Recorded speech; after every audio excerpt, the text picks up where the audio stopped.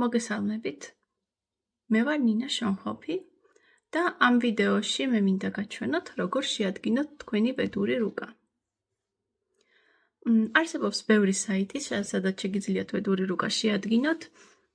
ასევე არსებობს ბევრი პროფესიონალური პროგრამა, მაგრამ მე ახლა შევარჩიე ერთ-ერთი, რომელიც კარგად ადგენს საკმაოდ ვედურ რუკას და წარმოგიდგენთ, ეს არის ინტერნეტ საიტი vedic.com. ლინკს ქვემოთაც ვიდეოს ქვემოთ დაგიწერთ და შედიხართ ამ ინტერნეტ საიტზე პირველ რიგში. აქ მიაქციეთ ყურადღება, რომ იყოს აუცილებლად გამოსახული რუსეთის დროშა, რადგანაც ეს ნიშნავს, რომ თვითონ საიტი ამ მომენტში არის ინგლისურად გადათარგმნილი. თუ თქვენ არ იცით ინგლისური, შეგიძლიათ რუსეთის დროშას დააჭიროთ და საიტი გადაითარგმნოთ მთლიანად რუსულად. დავტოვოთ მოკლედ ინგლისურზე და უნდა შევავსოთ შემდეგი გრაფები.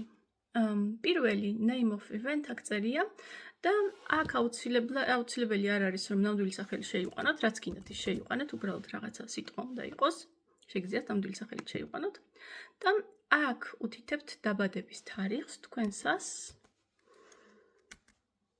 ჩაწერთ თარიღს და ამ ადგილას უნდა ჩაწეროთ საათი. რა ხდება თუ ზუსტი საათი არ იცით, მაშინ მოგიწევთ რამოდენიმე რუკის შედგენა, მაგალითად, იცით რომ თქვენი დაახლოებითი დაბადების დრო არის 8-დან 9 საათამდე დილის, ხო? შეადგინეთ ერთი რუკა 8 საათზე, ერთი რუკა 9 საათზე და ნახეთ თუ ემთხვევა ერთმანეს, თუ ემთხვევა ესე გაგიმართლათ და რუკა დაახლოებით უკვე იცით როგორ გამოიყურება, მაგრამ თუ ორი სხვადასხვა რუკაა, მოგიწევთ ორი რუკის შედგენა და შედარება. აქ წერთ ადგილს, სადაც დაიბადეთ, დაიწყებთ აქ წერას ქალაქის და თვითონ ამოვარდება, შემდეგ გადახვალთ ამ ქალაქზე და დააწვევით და ამ თვითონ ავსებს პროგრამა კოორდინატებს და საათს. იმ შემთხვევაში თუ დაიბადეთ არა მთავარ ქალაქებში ქვეყნის, არამედ რაღაც პატარა ქალაქში, ძალიან ბევრი საქართველოს ქალაქი არის მითითებული, მაგალითად ჩავწეროთ გორი, ამოვარდება, ბოლომდე უნდა ჩაწეროთ ოღონდ. ხანდახან, როდესაც რაღაც სხვა ქალაქს ვწერთ და არა ცენტრალურ ქალაქს, პროგრამა თვითონ საათს არ უთითებს. ამ დროს რას აკეთებთ? ამ დროს ჩაწერეთ თბილისი. ნახეთ აქ რამდენი წერია, ანუ ეს ნიშნავს, რომ იმ მომენტში +4 იყო და შემდეგ ჩაწერეთ ის ქალაქი, რომელიც გინდათ, გორი მაგალითად და ხელით მიუთითეთ +4. იქიდან გამომდინარე, რომ იმ დროს საათი როგორც იყო, ესე იგი თბილისში, იგივე იქნებოდა გორშიც.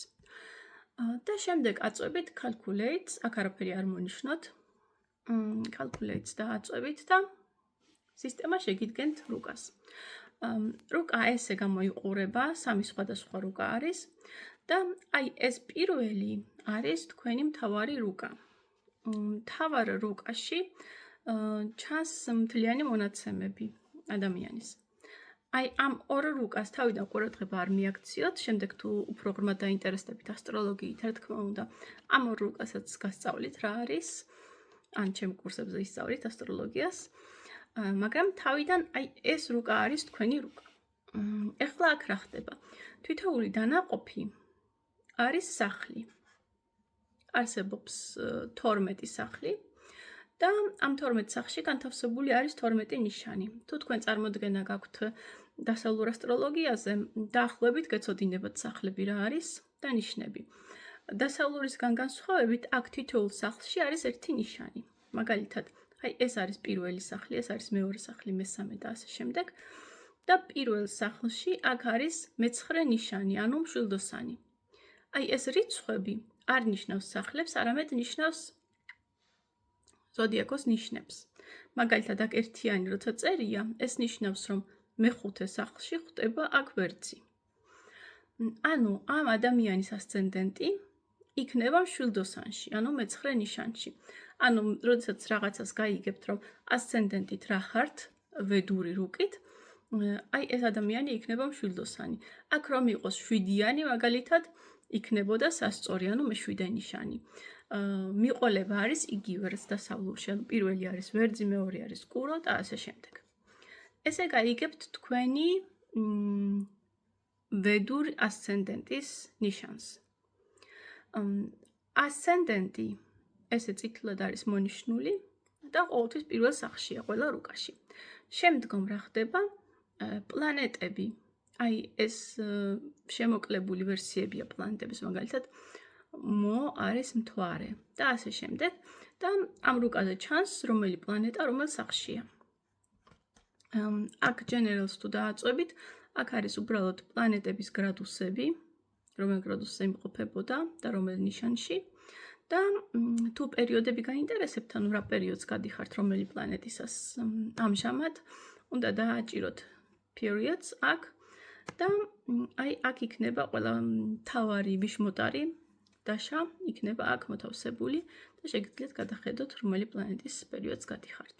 სულ ეს იყო, რაც მინდოდა აი ძირითადი მეთქვა რუკასთან დაკავშირებით და შემდეგ ვიდეოებში კიდევ უფრო დაწვრილებით მოგიყვებით ვედური ასტროლოგიის შესახებ.